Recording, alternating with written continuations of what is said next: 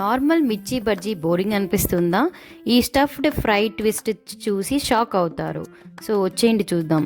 So first ప్యాన్లోకి శనగపిండిని light golden fry చేసి కూల్ డౌన్ చేసుకోండి. సో దీంతో బేస్ రెడీ అయిపోతుంది. మిర్చి బజ్జీని 2 పీసెస్గా కట్ చేసి సీడ్స్ రిమూవ్ చేసి వాష్ చేసుకొని పక్కన పెట్టుకోండి. తర్వాత ఒక ప్యాన్ తీసుకొని ఆయిల్ వేసుకొని ఆవాలు, జీలకర్ర, తెల్ల నువ్వులు అయితే బాగుంటాయి, నువ్వులు యాడ్ చేసుకోండి. జింజర్ గార్లిక్ పేస్ట్ ఫ్రై చేసి పక్కన పెట్టుకోండి.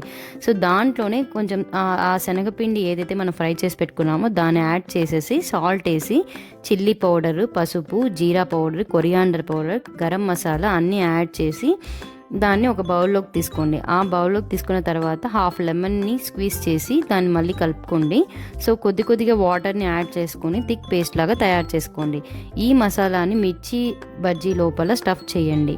తర్వాత ప్యాన్ తీసుకొని ఆయిల్ వేసుకొని హీట్ చేసి ఆ స్టఫ్ చేసిన బజ్జీ పీసెస్ని ఫ్రై చేసుకోండి.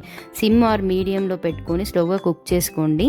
సో క్రిస్పీగా రెడీ అయ్యాక ప్లేట్లోకి తీసుకొని సర్వ్ చేసుకోండి. అంతే. ఈ స్టఫ్డ్ బజ్జీ మిర్చిని రైస్లో కానీ, దోశలో కానీ, చపాతీలో కానీ ట్రై చేసి చూడండి. చాలా బాగుంటుంది. Like, share and subscribe for more tasty recipes.